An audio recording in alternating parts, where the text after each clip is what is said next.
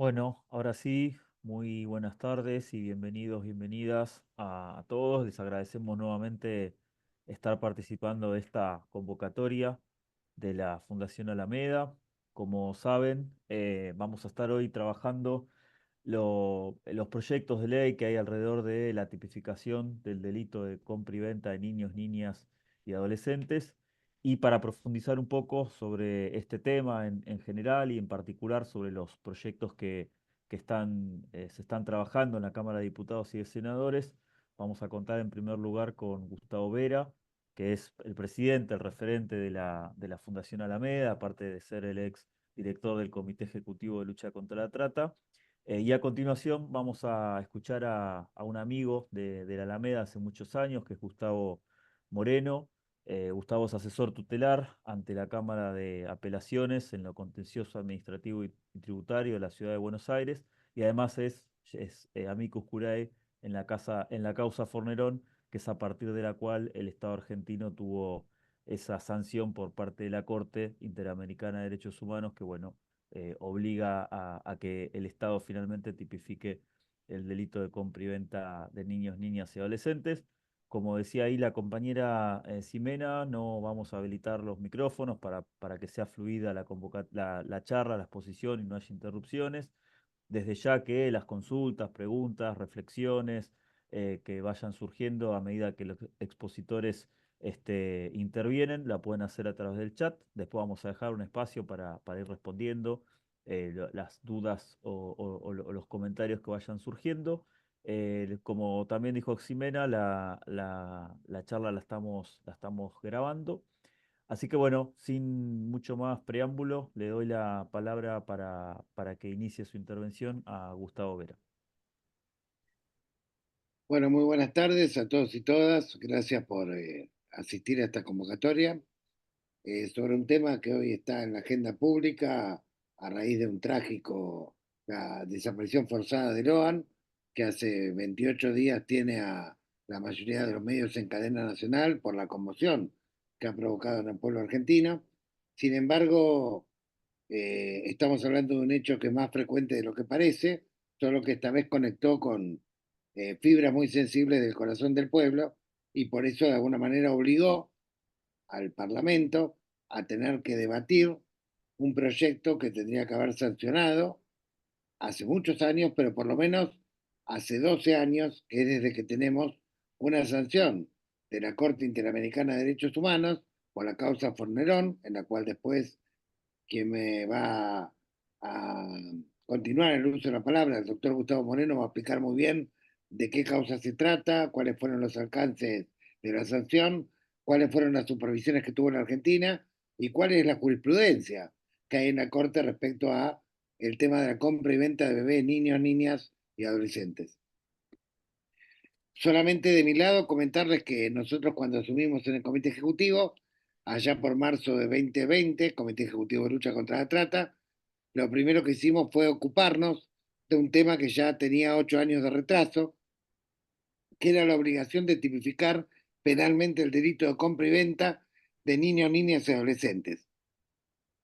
En ese momento hablamos con el presidente del Congreso, en plena pandemia, Sergio Massa, e inmediatamente comenzamos a trabajar con los diputados de la Comisión de Seguridad, Ramiro Gutiérrez y Paula Penaca, y le dimos forma a un proyecto de ley al agregado un inciso al artículo 145 que corresponde al delito de trata de personas para tipificar el delito.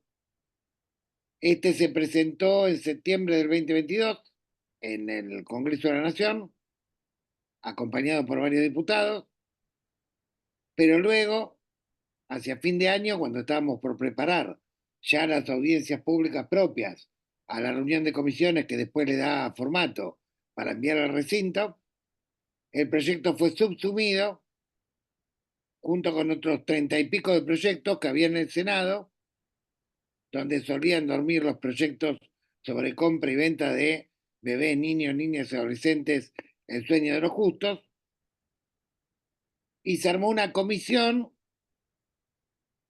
con un montón de actores, en el cual al Comité Ejecutivo de Lucha contra la Trata no se le permitió participar, porque ya de antemano tenían previsto elaborar proyectos que no tipifican este delito como trata, sino que lo tipifican simplemente como una alteración del Estado civil o una supresión de la identidad, y por lo tanto lo colocan en el artículo 139 del Código Penal y no en el 145 como corresponde, que es el que tiene que ver con trata de personas. Para nosotros, y no solamente para nosotros, sino para un montón de convenciones internacionales y particularmente para la jurisprudencia de la Corte Interamericana de Derechos Humanos, la cosificación, la mercantilización de un niño, niña o adolescente, es trata en sí misma, con independencia de los fines ulteriores que pueda tener. Y esos fines ulteriores pueden tener que ver con muchas cosas, con tráfico de órganos, apropiación ilegal, explotación sexual, redes de pedofilia y explotación infantil, redes de trata laboral, pero con independencia de cuál sea el fin, la sola cosificación y mercantilización de un niño o niña es de por sí trata de personas, y esto es lo que no estarían entendiendo muchísimos senadores que están debatiendo ahora. Ayer mismo han debatido el proyecto Lozada, Lozada porque es la que lo encabeza, la senadora Lozada, pero también está el senador Rodas y varios senadores más de varios partidos, de carácter transversal, que por alguna extraña razón consideran de alguna manera que en este caso la apropiación de bebés no sería de lesa humanidad, no tendría una gravedad tremenda la de cosificar o mercantilizar niños, y simplemente se trataría de una adulteración del Estado civil, lo cual nos parece completamente un disparate. Además, nos parece un disparate que no se penalice la oferta, nos parece un disparate que se exceptúe de pena a los que entregan, en nombre de que son progenitores y estado de necesidad. Podría haber algún atenuante a la madre en circunstancias muy excepcionales, que el doctor Moreno la va a explicar muy bien, pero acá se planteaba una vía libre para la entrega y la justificación en nombre de la necesidad. La oferta no se la penaliza, y lo único que se penaliza es cuando se entrega a un niño a cambio de dinero, remuneración o alguna contraprestación.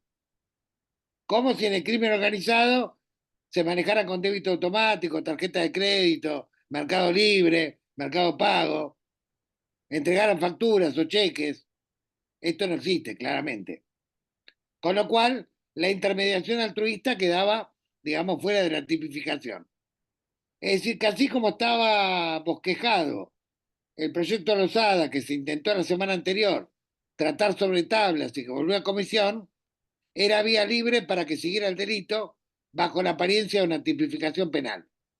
Este cachivacherismo no es la primera vez que ocurre en la Argentina. Ocurrió también con la historia de la tipificación del delito de trata de personas. Ustedes recordarán que también bajo la presión internacional, bajo la presión de el escandaloso juicio, el primer juicio que dejó absueltos a los responsables de la desaparición forzada de Marita Verón, recordarán el incendio del taller clandestino en Caballito, en Luis Viale, que murieron 5 niños y un adulto. Recordarán muchos prostíbulos y talleres que en aquel momento fueron desmantelados, bajo el calor de que el tema estaba fuertemente en la agenda pública y de que había una manda internacional para tipificar el delito. Se votó una ley en el 2008 que era un como sí. O sea, una ley que aparentemente decía que iba a combatir la trata, pero que en realidad, por la forma en que estaba redactada, era todo lo contrario. Por empezar, planteaba que las propias víctimas tenían que probar que no habían consentido ser explotadas, algo completamente absurdo en el mundo de la vulnerabilidad. En segundo lugar, las penas eran ridículas, eran menores que el abigeato. O sea, afanarse una vaca en la Argentina seguía siendo algo mucho más doloso que robarse una persona. Y en tercer lugar, no establecía lo más importante, que son los necesarios controles cruzados, múltiples controles que entre todos los organismos que luchan contra la trata periódicamente tienen que realizarse para evitar zona liberada. porque no hay que olvidar que la trata ocurre cuando hay complicidad estatal. La trata ocurre cuando hay una mafiosidad al interior del aparato del Estado, como lo estamos viendo en el caso Logan, donde tenemos ya detenidos a un policía, al comisario, el dueño del pueblo, prácticamente, y a una funcionaria que no solamente era secretaria de producción, sino que además había sido intendenta y presidenta del Consejo Deliberante, y también un capitán de navío que se dedicaba a contrainteligencia en la Armada. Como pueden ver, tres funcionarios del Estado implicados en la desaparición forzada de un niño. Y con todos los fenómenos de trata ocurre lo mismo. Bueno, en aquel 2008 se votó de apuro y después hubo que dar una larga lucha, muchísimas movilizaciones, para que en el 2010 se volviera a convocar un debate, esta vez sí con las ONG, esta vez sí con las víctimas de trata, esta vez sí con un parlamento ecuánime, porque aquel parlamento que sancionó la segunda ley de trata tenía la particularidad de que la oposición era mayoría en diputados y el oficialismo en el Senado, y salió casi por unanimidad, con lo cual fue un consenso de política pública que se debatió durante 2 años,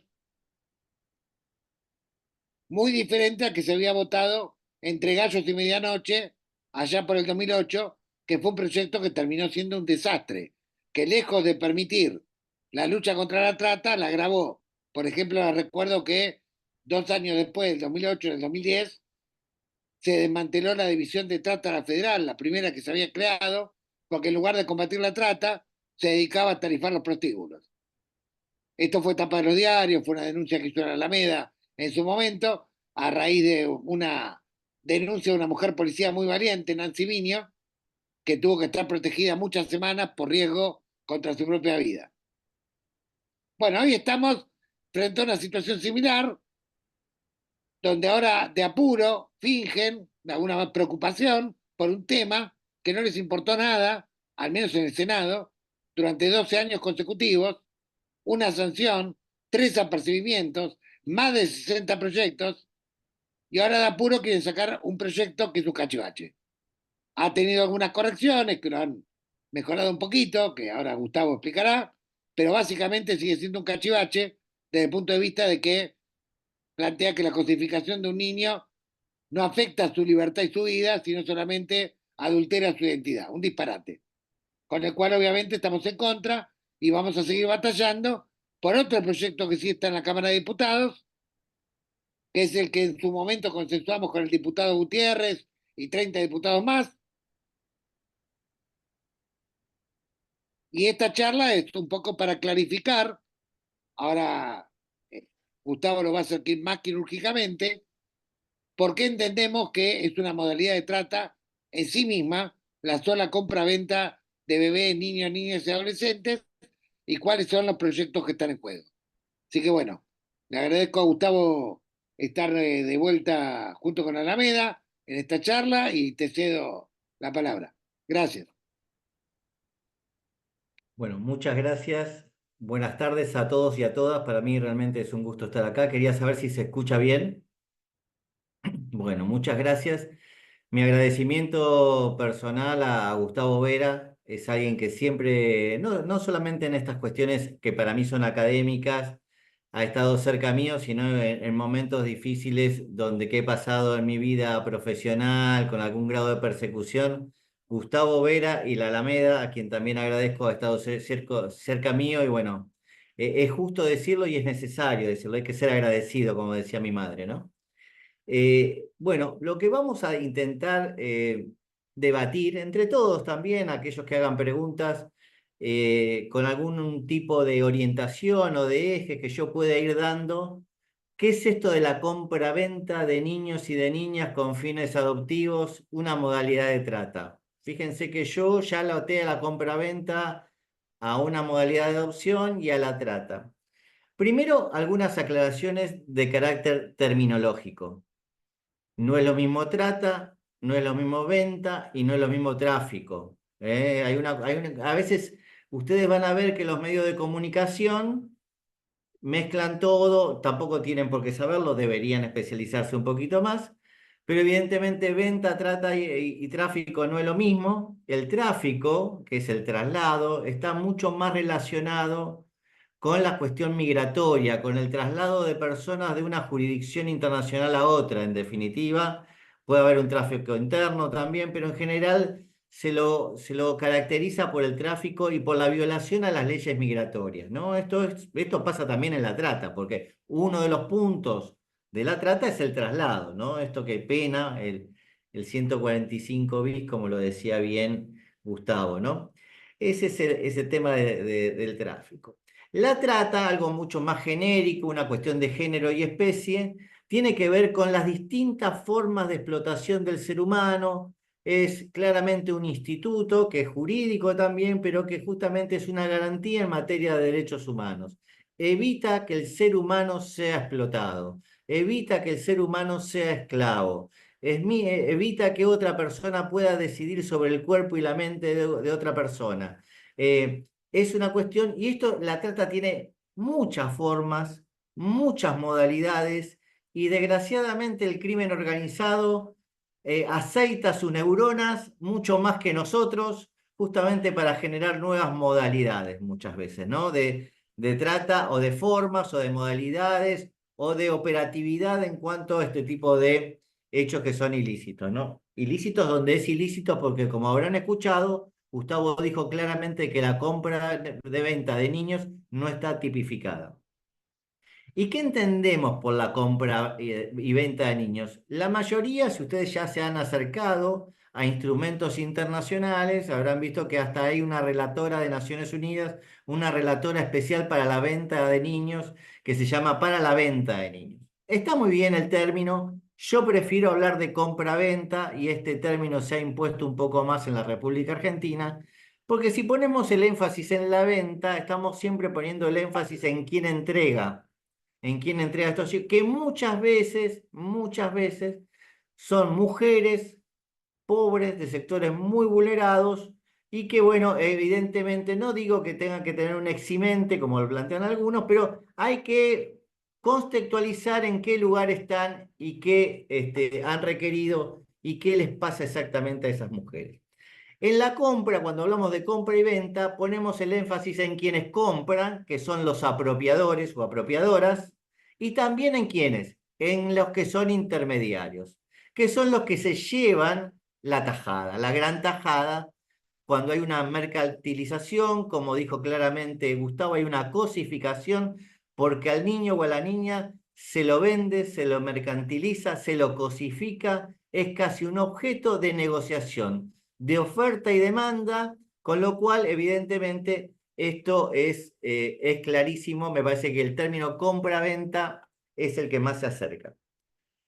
Yo, la verdad que en este momento estamos muy preocupados, aquellos que nos acercamos un poco a la trata, como muchos de ustedes. Si ustedes miran los últimos 2 informes mundiales sobre trata, habrán visto que en materia de niñez, en el 2022 alcanzaba un 30% la trata de niños y de niñas y adolescentes. Es un número, es casi la tercera parte del número total, del número mundial que se conoce. Y en el 2022, en el 2020, perdón, era eso, en el 2022 este número aumentó a 35, 18% de niñas y 17% de niños. Fíjense qué parejos en el mundo está el tema de la trata de niños y de niñas por una cuestión de género, ¿no?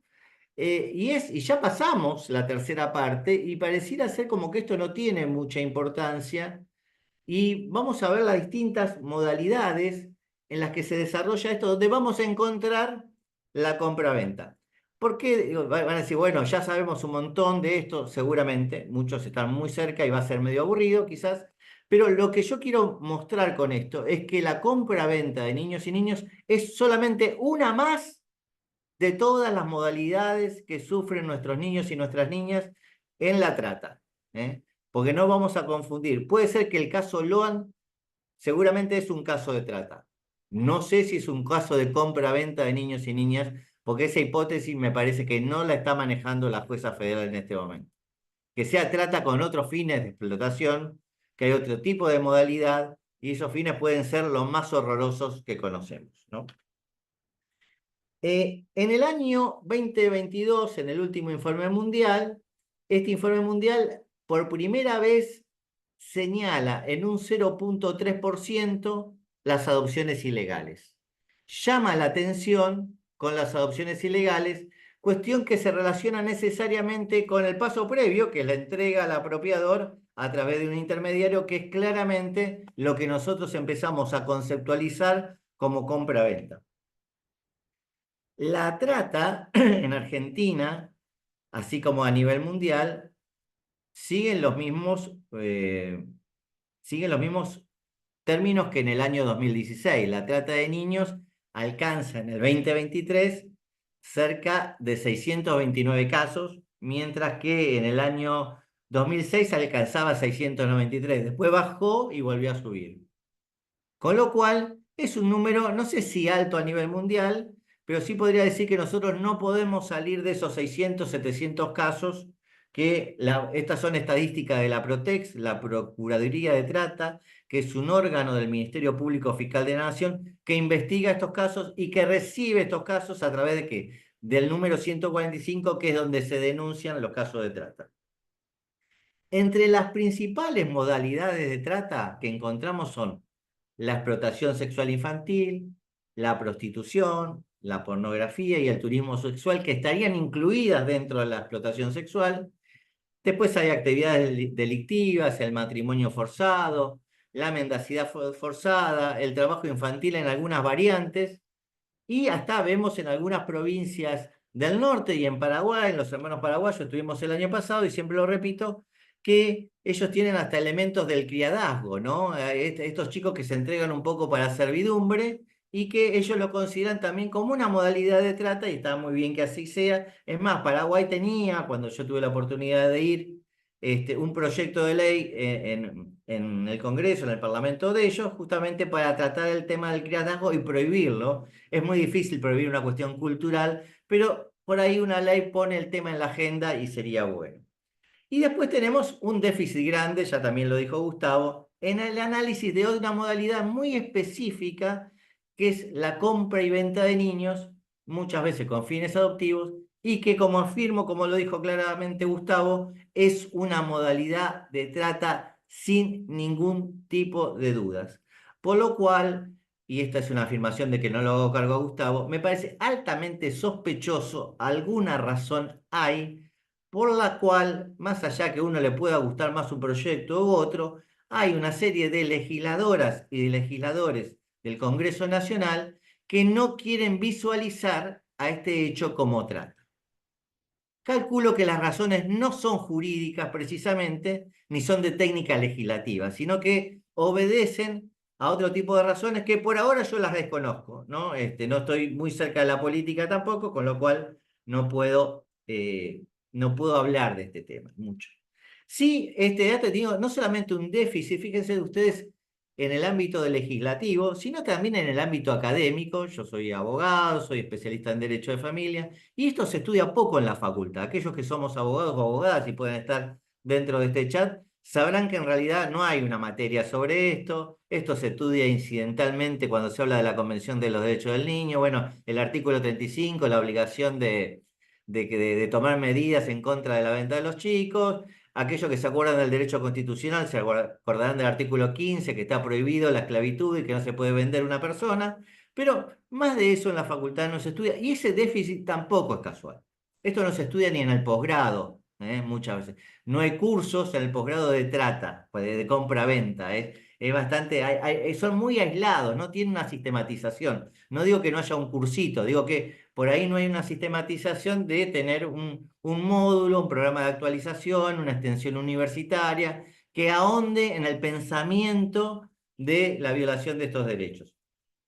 Y esto es preocupante. ¿Por qué?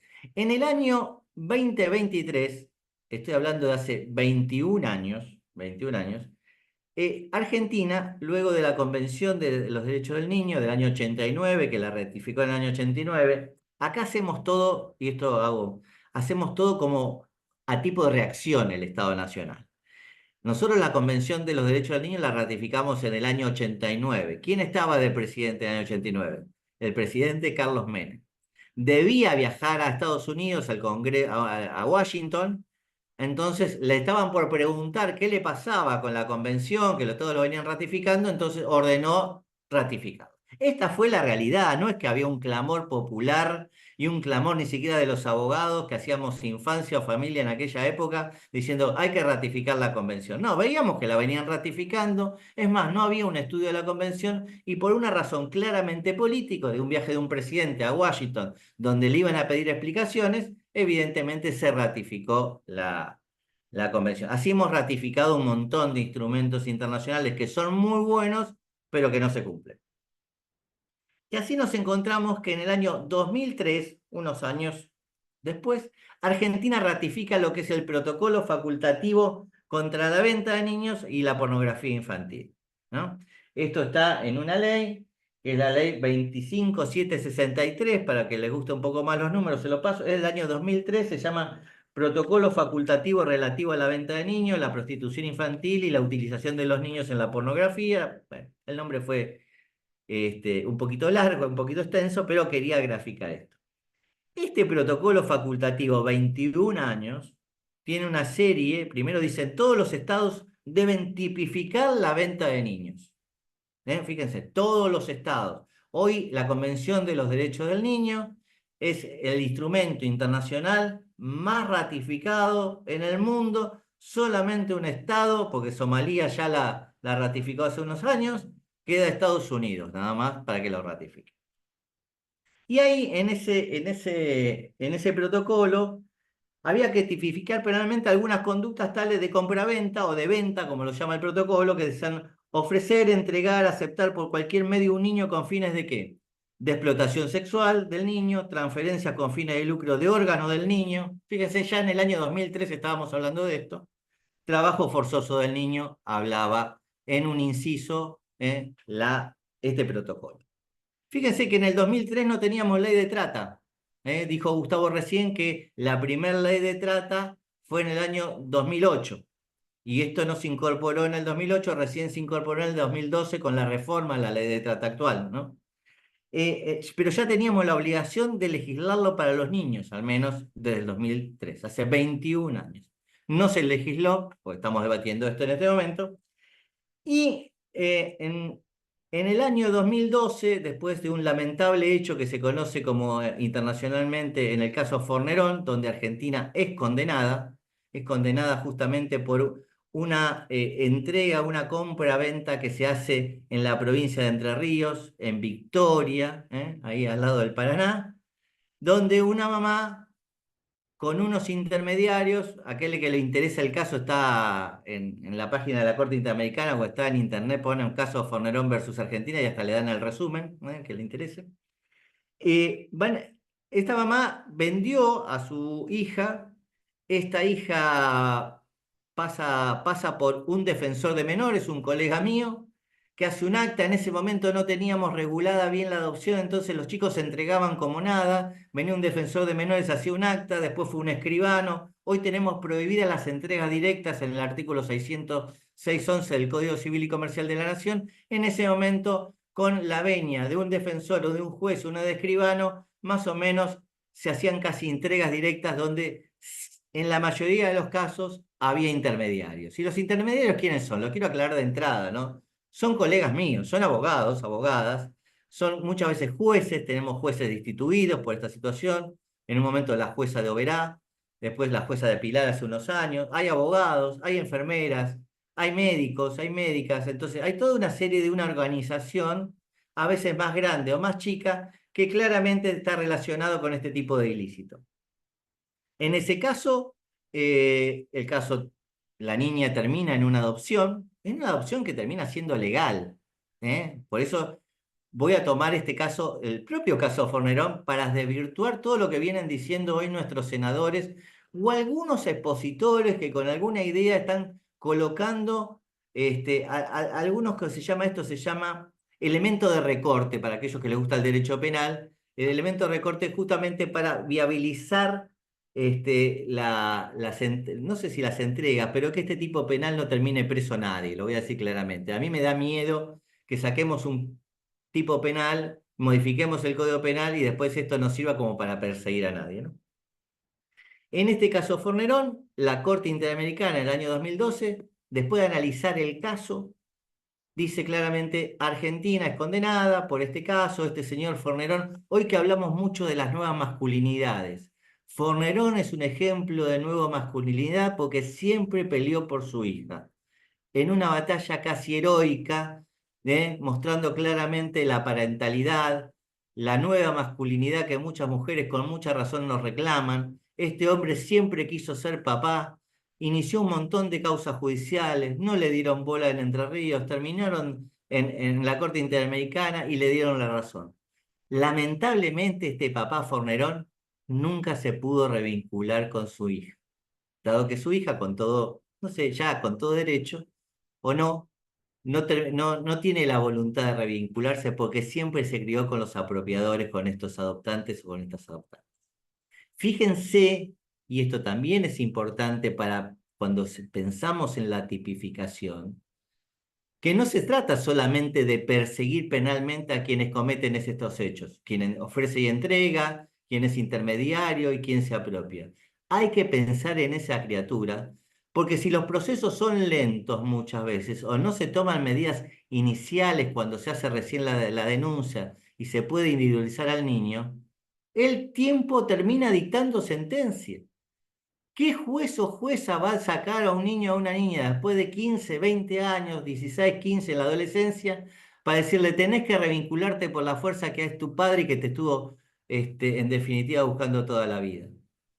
Entonces, hay que pensar que la niña construyó una identidad dinámica, la identidad estática es la biológica, construye su identidad dinámica con el paso del tiempo y generalmente con estos apropiadores, que no digo que hayan sido malos con la niña, ¿no? Han sido porque evidentemente hay una sospecha grande, como dice la propia Corte Interamericana, de que han comprado a la niña.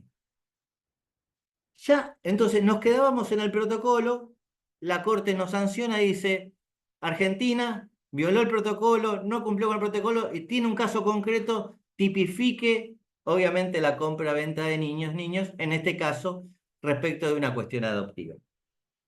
¿Por qué?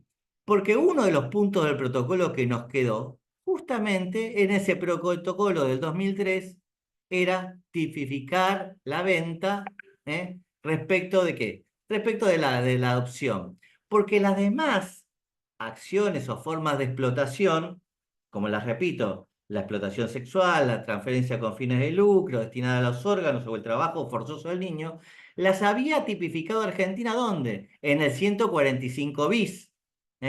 Directamente en el 145 bis, esas formas ya están. Es más, el 145 ter, creo, trabaja una escala penal mayor cuando la explotación se concreta y mucho más en el caso de los menores de 18 años. Busquen ese artículo que también van a ver ahí cómo el legislador en materia penal le da una carga cuando se trata de los niños. Y esto es lo que los legisladores y las legisladoras se sientan por loan, pero asumen un compromiso para cumplir una condena. No es que se sienta voluntariamente Argentina a legislar porque dicen, bueno, pasó lo de León y lo vamos a legislar. No, Argentina tiene el deber de legislar porque está condenada. Además, la Corte Interamericana sacó 4 sentencias después de Fornerón en el mismo caso Fornerón. Esto se llama sentencia de supervisión de cumplimiento. La última sentencia es del año 2023, donde un artículo mío que yo incorporé o mandé a la Corte Interamericana fue incorporado como amicus curia, como ser amigo del tribunal, justamente para tomarlo en cuenta, el tribunal que lo tomó en cuenta en la sentencia de octubre del 23 a este artículo. Ahora bien, la propia Corte Interamericana, y esto también es para dar un marco, tiene que, en una de estas 4 sentencias, se reservó la revisión del cumplimiento por parte de Argentina. ¿Qué quiere decir esto? Que cuando Argentina dicte la ley, modifique el Código Penal, incorpore el tipo penal que regule la compra-venta de niños, hay que mandarlo, esa reforma, a la Corte Interamericana una vez que esté publicada, y la Corte Interamericana va a decir este tipo penal se ajusta a la sentencia y a los estándares internacionales o no se ajusta a la sentencia y los estándares internacionales. Esto es algo que se reservó la Corte en una sentencia de supervisión. Con lo cual, ojo Argentina, ojo los legisladores y legisladoras, tanto de la Cámara de Diputados como de la Cámara de Senadores, porque puede ser que la Corte nos vuelva a golpear en la cabeza diciendo, sacaron un tipo penal de apuro, vuelvan a sacar otro que se ajuste a los estándares. Esto sería una vergüenza internacional. No, nadie se va a enterar demasiado, salvo que los que estamos en el tema, pero sería realmente una vergüenza internacional. Hasta aquí el marco de por qué legislamos, ¿no? Y a mí me preocupa una cuestión, ya entrando un poco más en los proyectos que se vienen debatiendo. Hay en este momento 5 proyectos en la Cámara de Diputados, hay 2 proyectos en la Cámara de Senadores. Los 2 proyectos de la Cámara de Senadores se unificaron ya en un dictamen de la Comisión de Justicia y Asuntos Penales de fecha 27 de junio. Este dictamen del 27 de junio se trató en el Senado en sesión del 4 de julio, hace muy poquito, todo con motivo del caso Logan, se imaginan, ¿no? Entonces, se trató el 4 de julio, se votó en general y aprobaron todo por unanimidad, eran 63 senadores en ese momento. Y cuando empezaron a tratar los artículos, en particular, que eran 4 artículos, no se pusieron de acuerdo y dijeron, vuelva a la comisión. Porque la verdad es un tema muy técnico, tenemos muchas dudas, entonces volvamos a la comisión para que la comisión llame a expertos y esos expertos nos asesoren. La Comisión de Justicia y Asuntos Penales haga un nuevo dictamen y ese dictamen vuelva al recinto de la Cámara de Senadores para que sea votado. Este es el escenario o el estado parlamentario de los 7 proyectos que tenemos en este momento, 2 en el Senado, 5 en diputados. En diputados hemos ido con Gustavo Vera y otros expositores y expositoras a dar nuestra opinión. No nos llamó el Senado, ni a Gustavo ni a mí ni a otros, así que parece ser que la opinión no les interesa, al menos nuestra opinión en este caso. No está mal, hay muchos expositores que son muy buenos y además lo que hemos dicho con Gustavo lo hemos escrito, así que tienen acceso a eso. Y me preocupa a mí una cuestión que tiene que ver con un tema central, que lo tocó Gustavo y que tiene que ver con su incumbencia de la trata, que es la ubicación del tipo penal. ¿Dónde va a estar el delito regulado? Miren, el Código Penal, para los que no son abogados, tiene distintos títulos y capítulos. Esto quiere decir que tiene distintas divisiones. En una de esas divisiones se llama delitos contra la libertad individual, por ahí dicen delitos contra el Estado civil y la identidad. Algunos me dicen, doctor, mire, pero sí es lo mismo, lo importante es que esté regulado. ¿No? Lo importante es que Argentina cumpla con la sentencia que usted dijo y que lo regulen. ¿Qué importa si lo hacen identidad? Mientras tanto que esté regulado y tenga una sanción fuerte, saquemos el tipo penal. Sí, puede ser esa mirada para alguien que no es del ámbito jurídico, no es del ámbito legislativo, no es del ámbito judicial y se acerca con la bronca, con la ansiedad, con el interés de decir Argentina tiene que cumplir, y esto es verdad. Pero cualquier tipo de reforma en el Código Penal implica necesariamente que vamos a estar restringiendo ¿qué? La libertad ambulatoria de una persona. Y cualquier cuestión técnica lo que va a hacer es que dejemos a alguien impune, o lo voy a decir, o metamos a alguien en cana. Lo digo claramente para que se entienda bien. Es decir, entonces, no es tan eh, aleatorio dejar a la libre discrecionalidad de los legisladores la ubicación en la sistematización. Porque además, cuando el código tiene una sistematización, a veces la han estropeado o no, pero cuando uno toca o incorpora un artículo o modifica, esto puede tener algún impacto en otros artículos de ese mismo código. Esto también hay que tenerlo en cuenta, por eso se habla de la técnica legislativa y que vamos a incorporar. Ahora bien, la ubicación del tipo penal, como dijo Gustavo, la mayoría de los proyectos que están en diputados, salvo el proyecto de Ramiro Gutiérrez y creo que de uno que venía también de otro sector, lo incorporan claramente en la trata y los 2 proyectos en el Senado ninguno lo comparan en identidad. Yo creo que acá hay una, por decirlo de buena fe, ¿no? Porque como les dije, yo tengo algún grado de sospecha por qué no los quieren vincular entre los delitos de la libertad individual, ¿no? Que afectan la libertad individual. Yo, la verdad, porque va a terminar como una consecuencia, si lo legislamos como un delito que afecta a la libertad individual, tenemos que regular como trata. En cambio, si lo regulamos como un delito que afecta al estado civil y la identidad, lo vamos a tener, obviamente, dentro de ese capítulo. Y es verdad, la conducta que estamos nosotros tratando de tipificar, de ponerle un marco para que alguien pueda, que un juez, una jueza pueda decir, entró en esta conducta, tiene esta sanción retributiva que es una pena, claramente no solamente afecta a la libertad individual, pero también afecta a la libertad personal. Es lo que decimos nosotros, son delitos pluriofensivos, atacan a varios bienes jurídicos. Pero ¿cuál es el central? Para mí, el central claramente es la libertad personal. ¿Por qué? Porque la compra-venta de niños y niñas, ¿qué implica primero? Implica una oferta del niño y una captación de la mamá o de los papás por otros, por esto que dije yo, los intermediarios. Este papá o esta mamá o estos papás juntos o aquella persona encargada del niño y de la niña son los que van a entregar.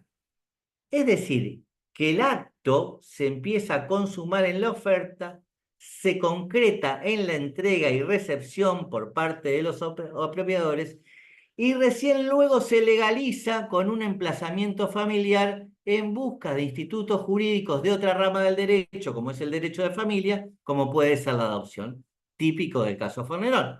El niño lo ofreció la madre, o lo ofrecieron los intermediarios, los apropiadores lo tomaron y dijimos, ¿cómo le vamos a dar un título como si fuese una casa?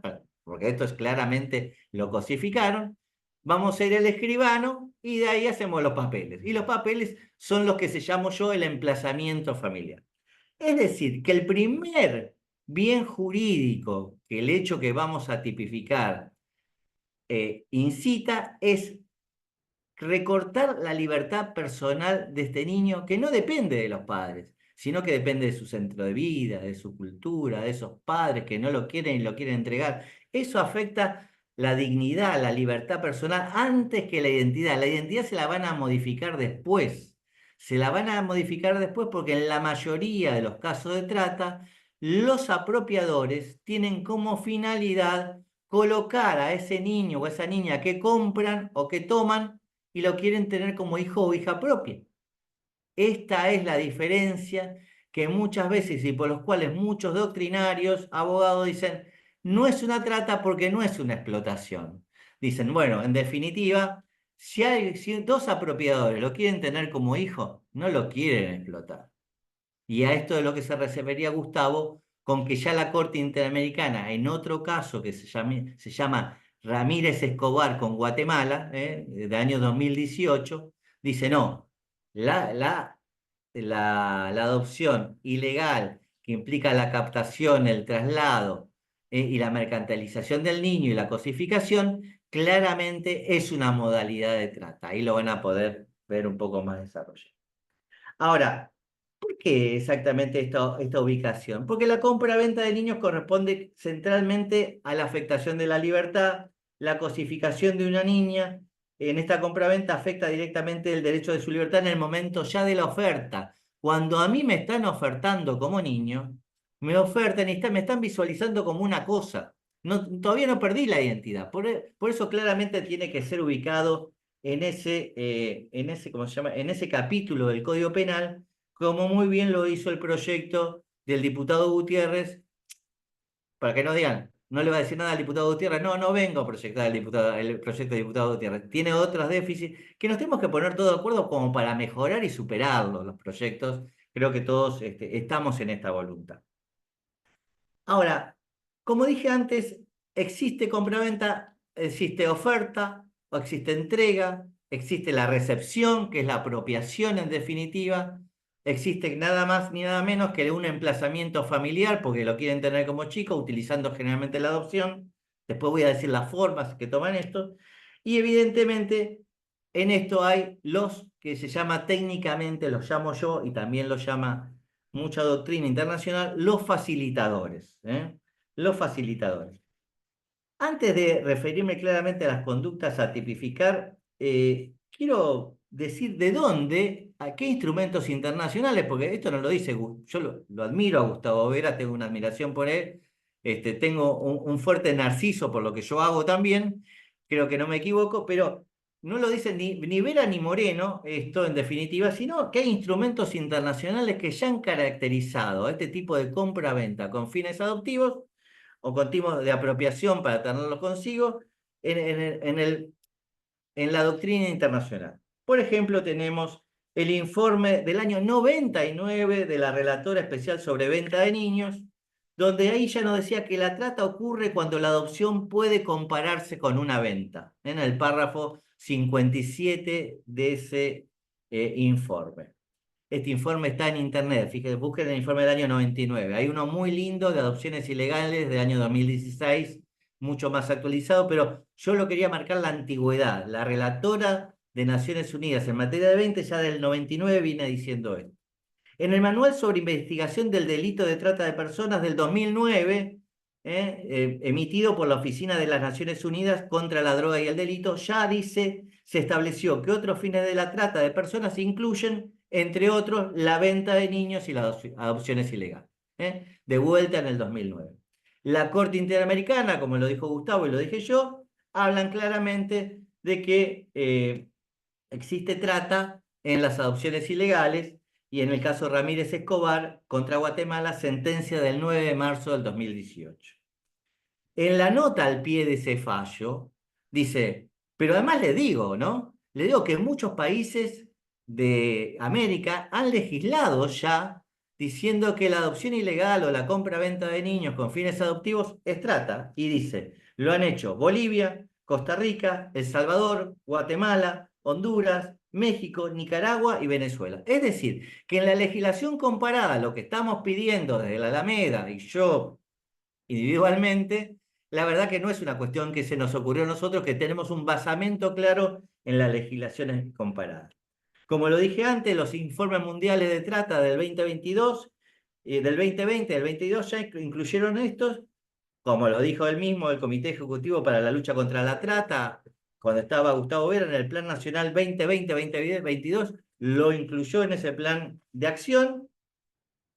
Y hay una cuestión que ustedes dirán, ¿hoy hay denuncias de venta de bebés?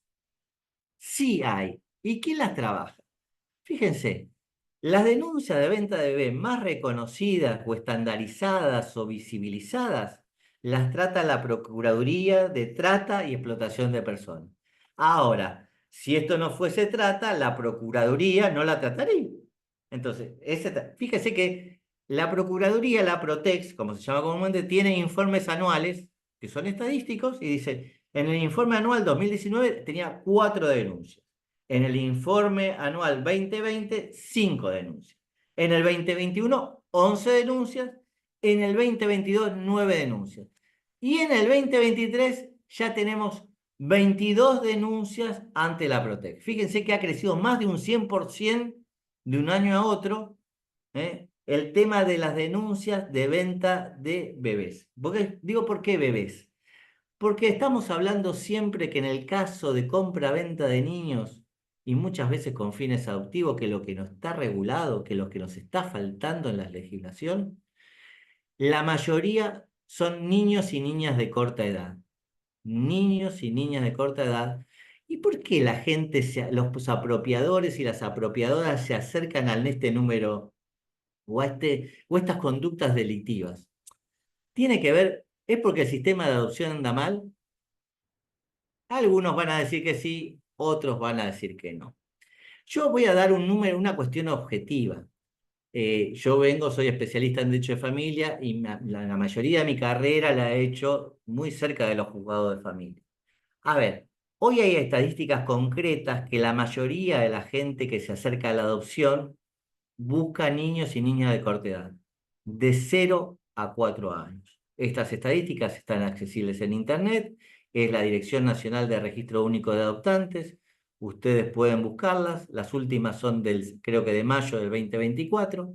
Ahí van a encontrar que de 0 a 4 años las personas que se acercan a la adopción son cerca del 86, 87%, esto va variando en cada estadística. Ahora, cuando el niño va creciendo, los niños de 12 años ya casi es el 40%, es decir, 4 de 10, 5 de 10. Es muy difícil que tengan posibilidades de una adopción.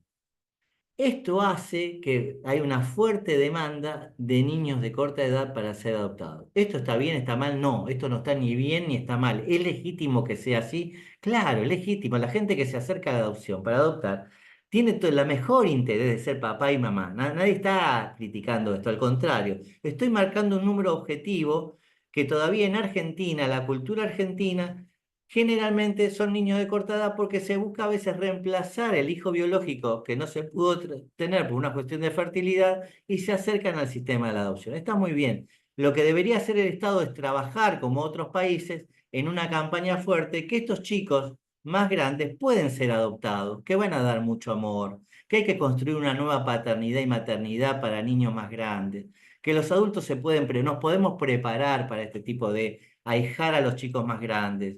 Entonces, me parece que hay un fuerte trabajo que todavía el Estado está omitiendo. Pero la realidad y este número duro, objetivo, es que los niños chicos son los más, y lo voy a decir en términos de compra-venta económico, son los más demandados. Entonces, frente a esta frustración del sistema de adopciones en que no hay una oferta de niños, de muchos niños chiquitos, muchas parejas se acercan a las provincias, a veces algunas provincias del norte, digo porque es donde más ha sucedido, acercándose a este sistema. Miren, voy a cortar una anécdota. Hace unos años, cerca de 15, me tocó ir a hablar a la ciudad, a una ciudad, no voy a decir por qué, porque puede ser que alguien se ofenda, porque esto pasa en muchas ciudades. Entonces, la persona que me tenía que ir a buscar llegó tarde. El avión llegó tarde, entonces yo venía saquito y corbata, bajé en el aeropuerto, entonces nos desencontramos y yo directamente pensé en ir a hablar a la jornada que tenía que hablar, que hablaba con Eva Giberti, alguien muy conocido, y con Roberto Osliski, que fue en ese momento, estaba en Naciones Unidas del Comité de Derechos del Niño. Me bajé del avión, fui a la parada del taxi, tomé un taxi y le dije, lléveme al colegio de abogados, por favor, porque... Y entonces el taxista, muy amable, me dice, ¿qué tal? Porque me vio de saco y corbata ya, ¿qué tal, doctor? ¿Cómo va? Me dice, usted, me dice, ¿por qué viene usted? Y yo le digo, mire, le dije, vengo por el tema de adopción. Entonces me dice, ¿quiere que le cuente? Entonces me empezó a contar cómo algunos colegas de estudios jurídicos, el taxista, que él conocía, mire, se dedican, y acá si usted tiene a alguien conocido, si usted tiene usted viene con una clienta, algo va a venir, porque yo si no lo recomiendo y le puedo decir exactamente dónde, qué abogado va a conseguir, porque mire, hay algunas casas donde alojan a las adolescentes y en definitiva, es como que un criadero de panzas, me dijo el señor. Nunca me olvidé de ese término. Me dijo, es como un criadero de panzas, en definitiva, porque les pagan a los adolescentes y ya se lo venden casi en la panza. La verdad que yo iba con toda una idea casi muy académica de referirme en esa provincia al sistema adoptivo y las inconvenientes que tenía el sistema adoptivo. Y ahí vamos a hablar un poquito de compra-venta de niños, como hablábamos, y de este protocolo que es año 2003. Y yo llegué y cambié mi exposición y conté esta historia, un poco más pormenorizada, porque la tenía mucho más fresca que el día de hoy. Mucha gente de ese colegio de abogados se enojó conmigo, pero esta es una situación que una persona que trabaja en un medio de transporte público conoce, ¿cómo no lo van a conocer los fiscales de esa provincia, ¿no? ¿Cómo no lo van a conocer los defensores de menores de esa provincia? ¿Cómo no lo van a conocer los legisladores de esa provincia, ya sean municipales o era una ciudad capital? ¿Cómo no lo van a conocer? Esto es algo que pasa. Es más, la compra-venta de niños, dijo el otro día el defensor general de la provincia de Entre Ríos, de la cual es Fornerón, que sigue pasando. Y contó un caso que había pasado hace 2 meses en su propia provincia y que lo pudo parar. Con lo cual, fíjense que estamos frente claramente a algo que muchas veces contextualizamos de lo cultural y justificamos de lo cultural que decimos, pero mira, che, si esa chinita en definitiva tiene 7 pibes, porque va a estar mejor en Buenos Aires, más, por ahí se lo llevan a Estados Unidos, le van a dar una escolarización. No, sí, sí, esta justificación es lamentable, es tristísimo en el 2024 escuchar que gente que hasta está en el Poder Judicial en voz baja dice este tipo de cosas para justificar a veces una decisión. Es realmente muy triste porque lo que no estamos dando cuenta que la dignidad humana estamos cosificando a un niño y una niña que la estamos vendiendo. Porque si una madre quiere entregar a un chico, tiene sistemas para entregarlo. Ahora, cuando quiere cobrar por ese chico, me parece que no, que la cuestión cambia. No solamente ético, sino que también tiene que cambiar de lo legal. Ya entrando acá a las conductas para tipificar y no hacerlo muy, muy largo, creo que voy bien de tiempo, ¿no, Facundo? O, Sí, sí, está perfecto, Gustavo. Está bueno, muy bien. muchas gracias. Dije claramente que hay que tipificar la oferta, esta cuestión que Gustavo ha insistido, hay que, desde la trata, la oferta hay que tipificarla. ¿Quiénes pueden ofertar? Pueden ofertar claramente los padres, la madre y los facilitadores, estos que son los intermediarios. Esto hay que tipificarlo. El único proyecto que lo tipifica es el proyecto de Gutiérrez en la Cámara de Diputados, ¿no? Este ofrecimiento debe ser penalizado en tanto participa como acto necesario destinado a la entrega y a la apropiación.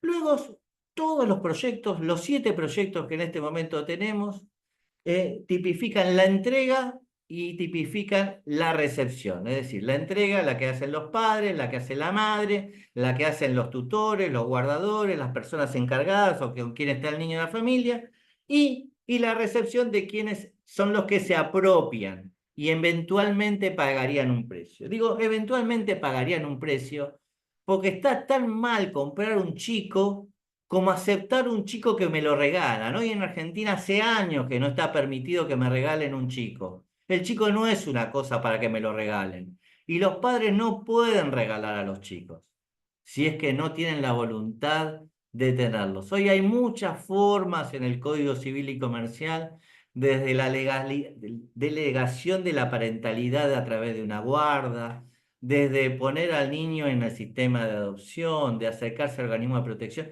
En cuanto a lo jurídico, no hay problema. El problema es otra cuestión que es obtener un rédito de esto. Y lamentablemente el rédito a veces no es un precio, sino una mera compensación para estas familias, que a veces reciben unas chapas, a veces reciben una moto, a veces reciben una casa en el mejor de los casos, a veces le dan algo de dinero. Todos los proyectos, como dije, penan la entrega y la recepción. Ahora, lo malo que estos proyectos, ¿no?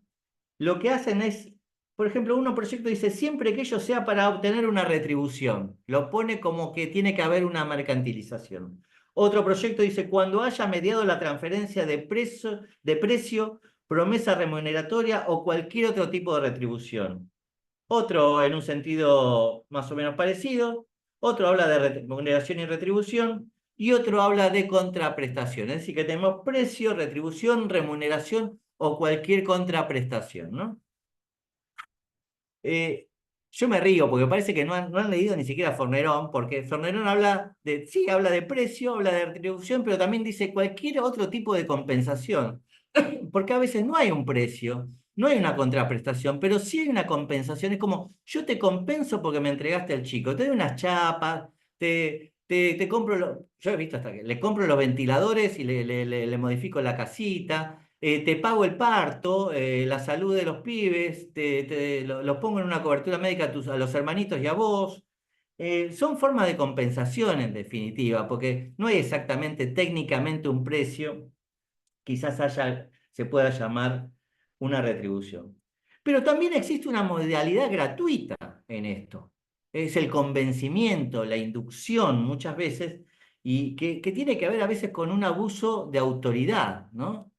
El otro día la escuchábamos a la hermana Peloni, a Marta, a quien conocemos, yo la conozco hace muchísimos años y Gustavo calculo que también, donde hablaba con muchas veces de muchas chicas que empezaban a trabajar en una casa, que quedaban embarazadas y la señora que no podía quedar embarazadas y el patrón, digamos, querían fingir algo como para que este niño sea de ella. Y ahí no había un precio, era mantener el trabajo y era casi una cuestión de servidumbre y de abuso de autoridad por parte del patrono o la patrona. Entonces, y ahí no necesariamente, porque si ponemos el precio, esos apropiadores en el próximo delito no van a ser exentos de la pena, no van a estar penados. Y esto pasa culturalmente en algunas provincias todavía. Por eso hay que ser muy delicado cuando vamos a tipificar. Hay que tipificar la modalidad onerosa, pero también la modalidad gratuita, justamente cuando hay abuso. Para ir avanzando un poco más, quisiera referirme a la facilitación, los que se llevan la tarasca, como digo yo, ¿no? Los que se llevan el dinero, los que se llevan el negocio, son los que hacen los que ofertan, los que captan, los que unen a esa entregadora madre, y ese claramente esos apropiadores o esa apropiadora o ese apropiador.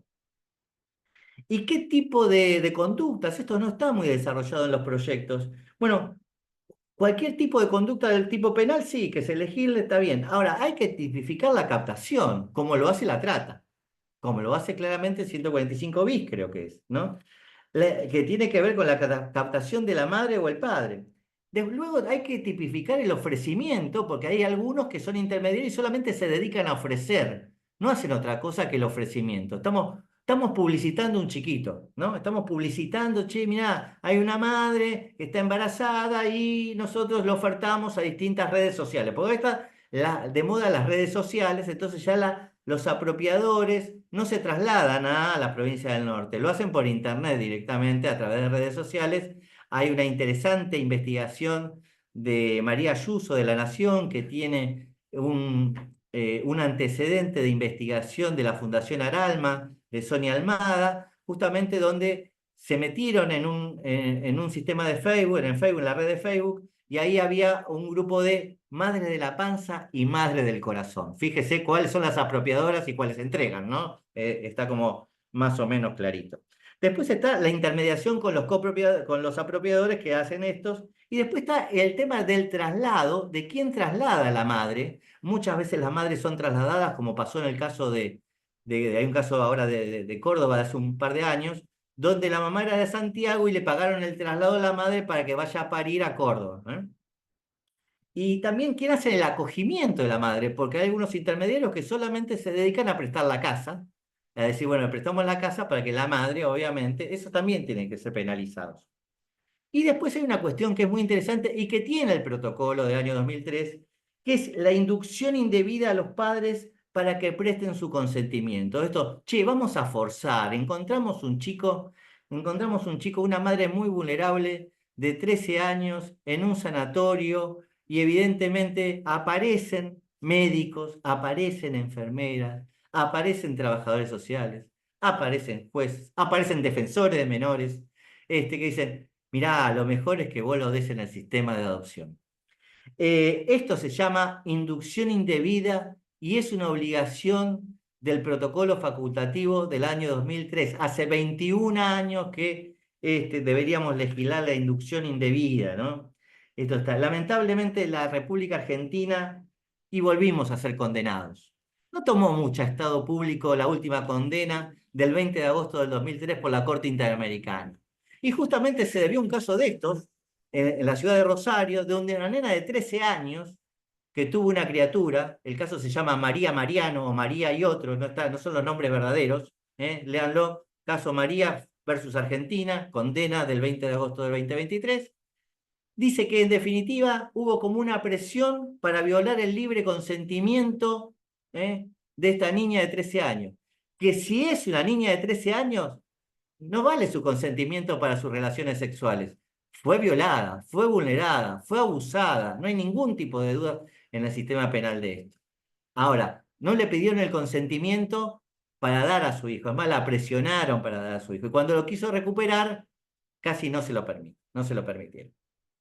Y Argentina terminó condenada. Y la sentencia de la Corte Interamericana dice, vayan a averiguar, Argentina tiene que averiguar cuál es la responsabilidad disciplinaria de la gente que estaba en el dicho nosocomio.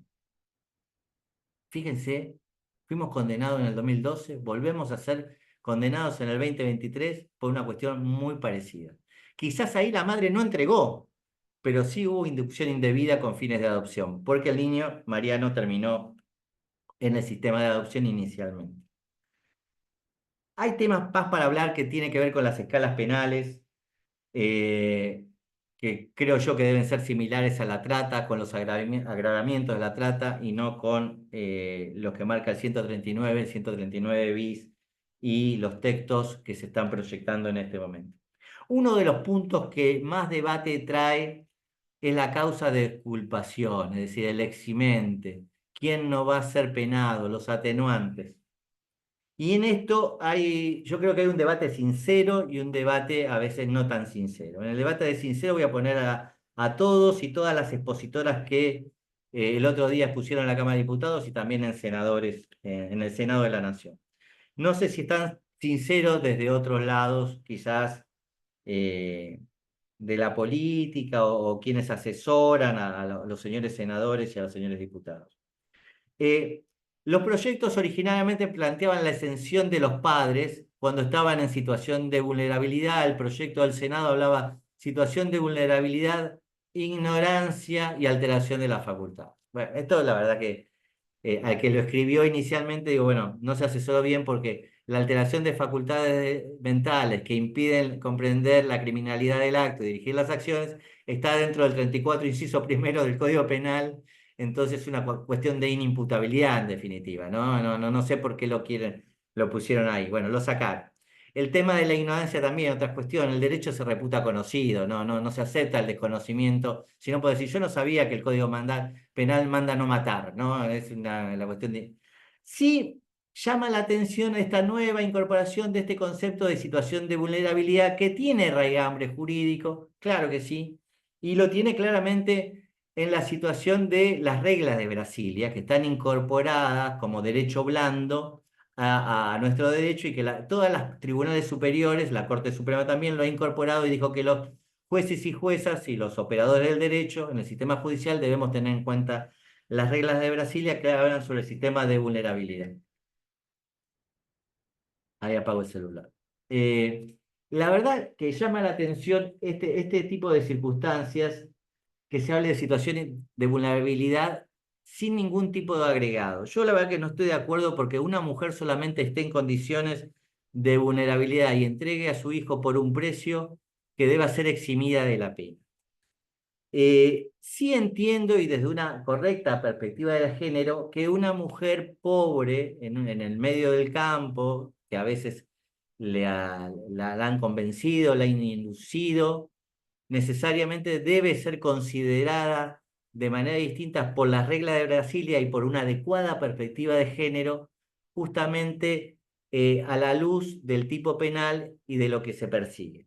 Por eso yo sostengo que sí se puede establecer la situación de vulnerabilidad como causa de exención, pero con una condición, no solamente porque es vulnerable, sino porque es vulnerable y colabore proporcionando material biológico y brindando información o datos precisos, comprobables y verosímiles. Una cuestión más allá como el del famoso arrepentido del derecho penal, es decir, si la mujer vulnerable, y lo propongo solamente para la mujer, no para el padre, si la mujer vulnerable, que es la que le pare al chico, que lleva al chico en la panza y que además puede tener un grado de abuso por parte de otro, dice, yo pongo mi material biológico para probar que ese hijo era mío y que se vendió y me pongo a disposición, me sacan sangre, me hacen lo que quieran. Y si además de esto doy datos precisos de quiénes fueron los apropiadores, de quiénes fueron los facilitadores, obvio que tengo que considerar ese testimonio, esa declaración, esa postura dentro del proceso. Y que será materia de una exculpación o de una atenuación de la pena. En esto tenemos que jugar los abogados y las abogadas para justamente poder tipificar este tipo de situación. Porque si hay alguien que le tiene miedo a la mujer, a la madre gestante que dio a luz, son los propios apropiadores y los facilitadores. Los apropiadores porque dicen, si la madre habla, por ahí me saca a mi hijo, porque ya lo sienten como un hijo al chico apropiado. Y los intermediarios dicen, no, porque si la madre habla, por ahí vamos en cana todos. Entonces, me parece que es muy importante considerar, y esto es para un debate un poquito más amplio quizás, en la situación de la madre. En cuanto a qué juez debe investigar esto, a qué fiscal debe investigar esto. Y bueno, La verdad que yo considero que debe ser la justicia federal. Esto lo vimos claramente en el caso Loan, cómo la justicia provincial quería quedarse con el caso a toda a todo trapo, digo yo, o por todo cualquier tipo de razón, hasta que no tuvo que soltarlo para que intervenga la justicia federal. Pero no es por una desconfianza al sistema judicial de una provincia, porque hay muy buenas juezas, hay muy buenos jueces, hay muy buenos defensores en las provincias. Pero este es un delito que tiene una característica especial, es interjurisdiccional, porque si estamos diciendo que es trata, generalmente hay un traslado. Los niños apropiados en el norte del país son traídos a centros urbanos como Buenos Aires, Córdoba o Rosario, generalmente, que son de aquellas personas que van a apropiarse a una provincia de un niño. Con lo cual, me parece que tiene que ser la justicia federal. Después hay una discusión muy técnica que qué juez federal tiene que ser. El juez federal del lugar del nacimiento, el juez federal del centro de vida, el juez federal de donde está el niño cuando lo encuentran. Y el tema de la suspensión de la prescripción, que esto me parece que está muy bien, que tiene que ver con un precedente que se llamó la ley Piazza, que tenía que ver con el abuso sexual, y en ese precedente se estableció claramente la suspensión de la prescripción mientras que la víctima sea menor de edad y pueda denunciar. Entonces la mayoría de los proyectos lo recetan, esto está muy bien, y la verdad que me parece que es una cuestión esencial. Una cuestión que un expositor marcó, y muy interesante, que es el doctor Diego Friedman, que fue abogado de Fornerón, hoy es juez penal, eh, que es, ¿qué hacemos con el niño cuando se hace la denuncia, ¿no? Cuando se descubre esto, ¿no? Que hay una apropiación y se hace... ¿Con quién queda el niño? Bueno, vuelvo a lo mismo de antes. Fíjense que Fornerón hizo la denuncia, se conoció la denuncia, pero el niño siempre quedó con los apropiadores que terminaron en una adopción. Entonces me parece que hay que poner un sistema donde ni bien el niño se haga la denuncia, el niño o la niña tiene que quedar un poco a disposición de la justicia, no penal, sino la justicia de familia, que en el interés superior va a ver cuál es el mejor interés de ese niño o con quién queda. O a quién se lo damos a la madre que lo vendió, queda con los apropiadores que lo están criando, se lo ponemos en una institución. Bueno, eso va a ser niño a niña, no se puede tener una pauta general. Eso lo tenemos que decir en el mejor interés de ese niño. ¿Qué necesidades tiene? Si está lactando o no, va a ser una cuestión. Me parece que eso tiene que definirlo un juez de familia. Y lo último, que es algo que me viene preocupando en los últimos días, es esta cuestión que quieren incorporar de que cualquier tipo penal, justificarlo con que diga, bueno, para ponerlo como modalidad de adopción, que diga claramente que es, bueno, que cuando la apropiación es ilegítima o no se cumplieron los procedimientos legales de la adopción. Esto también el proyecto de Gutiérrez lo trae, esto es un defecto del proyecto de Gutiérrez que hemos criticado, y que en definitiva, fíjense, porque si ustedes son defensores o defensoras, se apropian del chico y ya lograron que un juez se los dé a ustedes para comenzar el proceso de la guarda en adopción, van a decir, como defensores penales van a decir, o defensoras penales van a decir, mire, yo ya estoy en un proceso legal. En todo caso, hasta tanto el juez de familia no diga que el proceso legal es nulo, inválido o ilegítimo, a mí no me pueden perseguir, porque el tipo penal dice que cuando yo hubiese violado ilegítimamente el proceso legal. Entonces, pareciera que estamos remitiendo de un juez a otro para ver cuándo es ilegal, cuándo fue la apropiación ilegal, si esto lo va a determinar familia, y así no se va a terminar nunca, no va a ir preso nadie, el chico va a quedar con los apropiadores y pobre nunca se va a revincular con su padre o madre biológica si están en condiciones de revincularse. Bueno, un poco acá, discúlpenme, la síntesis es un tema por ahí muy complejo. Le pido disculpas por haber algunas cuestiones técnicas, pero bueno, espero haber estado, no sé, a la altura de la invitación y haber sido agradable para todos los que están escuchando. Muchas gracias. Bueno, muchas gracias, Gustavo.